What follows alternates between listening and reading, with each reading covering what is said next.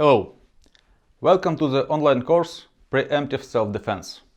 Here we start with Module 1, Situational Awareness. My name is Anton Farb and I was practicing different martial arts for more than 25 years. Karate, Taekwondo, Judo, boxing and Brazilian Jiu-Jitsu.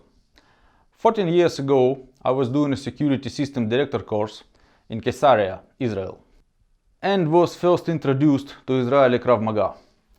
When it comes to self-defense, there is no better system than Krav Maga. It's simple and effective, easy to learn, and most importantly, it works under the stress. When I came back to Ukraine, there was no Krav Maga clubs at the moment, so I decided to start the first one. Few years after we brought internationally acclaimed expert, veteran of Yamam Special Unit Professor Itai Gil, and created Krav Maga Ukraine. We developed from one club to a network of professional instructors teaching in more than 20 cities. Later other countries joined, so we started Krav Group International, a joint collaboration of self-defense clubs of Ukraine, Moldova, Belarus, Lithuania, Poland and Germany so far. We teach not only Krav Maga, which is hand-to-hand combat, but also tactical shooting, knife fighting, first aid and many other disciplines. We provided training and seminars for Ukrainian police and special forces, including security service of the president. For civilians, we do self-defense courses and various scenario-based seminars, including air safe, active shooter response training, low-light combatives in shooting, vehicle combatives, women and kids safety programs. We also do bodyguard courses and force-to-force scenarios with simulation FX. When it comes to self-defense, sometimes we can hear that sport and martial arts should be enough, and there is no need to invent new systems. But it's not true. Boxing and grappling are great, and we use similar techniques, but we also teach things that are neglected by competitive systems. It's like driving a car. A race driver can drive really fast, but his only concern is to finish first. A taxi driver in the city should also take in consideration the rules, signs, pedestrians, other cars and million of other factors. It looks the same. You press gas and brakes, turn the wheel, but these are the techniques, tactics, and most important, the goal of the taxi driver are completely different. That's why we created this course called Pre-Emptive Self-Defense. No, it's not about preemptive striking or any other techniques. We will not about techniques at all.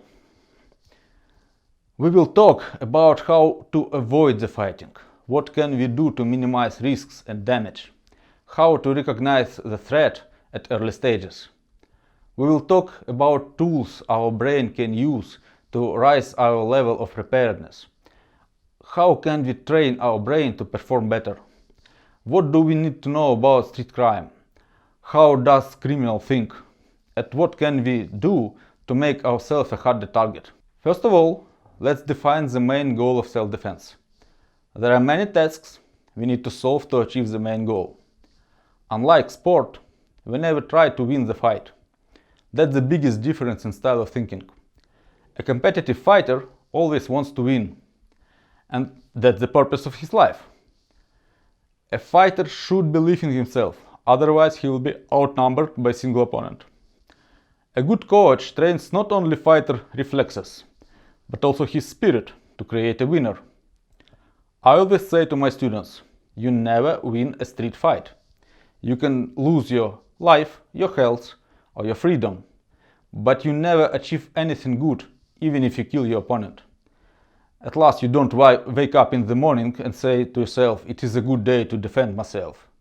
You're not planning to shoot or fight anybody, if you're a normal person, of course. And self-defense is not about survival, because a person in a prison or in a wheelchair did survive. It is, in my opinion, a very bad mindset to survive. I don't want to survive.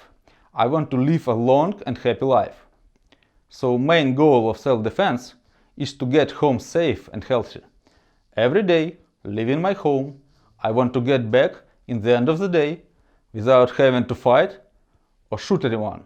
But life is harsh and unpredictable. Here you can see a real attack on an old lady.